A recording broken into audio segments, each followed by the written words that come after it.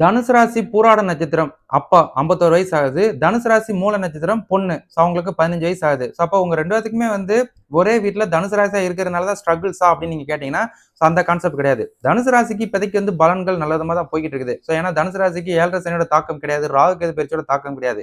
இன்னைக்கு டேட்டுக்கு குரு ராசிக்கு 8ல உச்சம் பெற்று அதிசார வக்ர பயிற்சியில இருக்கிறார். அப்ப அதிசார வக்ர பயிற்சியில இருக்கிற குரு பகவான் உங்களுக்கு பாசிட்டிவான்னு கேட்டா அவர் உங்களுக்கு பாசிட்டிவ் தான். உங்களோட வாழ்க்கை தரத்தை அடுத்த கட்டத்துக்கு நகர்த்தக்கூடிய விஷயத்தை இவர் ஏற்படுத்துவார். அப்ப அப்பாவுக்கு ராசிக்கு 10ல இன்னைக்கு டேட்டுக்கு சூரியனும் சுக்கிரனும் சேர்ந்து உங்களுக்கு லாபாதிபதி ஸ்தானத்துல புதனும் செவ்வாயும் சேர்ந்து இருக்கிறது உங்களோட உழைப்புக்கு தகுந்தாற் போல உங்களோட வேலைக்கு தகுந்தாற் போல உங்களுக்கு ஒரு முன்னேற்றம் இருக்கும். அதெல்லாம் இவங்க ஏற்படுத்தாங்க.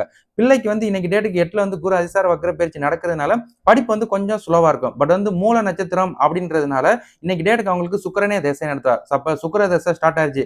உங்க பொண்ணு போக்கஸ் படிப்புல இருந்துச்சு அப்படின்னா கண்டிப்பா அவங்க அச்சீவ் பண்ணுவாங்க அப்படின்றத நான் ஞாபகப்படுத்துறேன். மற்றபடி ராசிக்கு நல்ல நேரம் தான் போய்கிட்டு இருக்குது. இதுல குரு அதிசார பயிற்சியில இருக்கிறதுனால உங்களோட போகஸ்தானத்தையும் உங்களோட அது குடும்பஸ்தானத்தையும் பார்க்கறதுனால இன்னையில இருந்து உங்களுக்கு குடும்ப வாழ்க்கையில ஒரு முன்னேற்றம் இருக்கும். அதே உங்க பொண்ணுக்கு படிப்பு ஸ்தானத்தை வேற குரு பார்க்கறதுனால அவங்களுக்கு படிப்புலயும் ஒரு இம்ப்ரூவ்மெண்ட் இருக்கும் அப்படின்றத நான் ஞாபகப்படுத்துறேன். அதனால அவங்களும் நல்லா படிப்பாங்க. நீங்களும் பொருளாதார நிலையில இருந்து முன்னேற்றம் அடைவீங்க அப்படின்றத நான் ஞாபகப்படுத்துறேன். ஒரே ராசியா இருக்கிறதுனால உங்களுக்கு குழப்பம் இருக்கும். அந்த கான்செப்ட்ல ஒரே ராசிக்கு இந்த சனியோட தாக்கம் இருந்துச்சுன்னா, ராகு கேதோட தாக்கம் இருந்துச்சுன்னா தான் பிரச்சனை. அதே மாதிரி நீங்க 2 பேரும் வயசு வித்தியாசத்துல இருக்கிறதுனால நீங்க குழப்படி அடைய தேவையில்ல.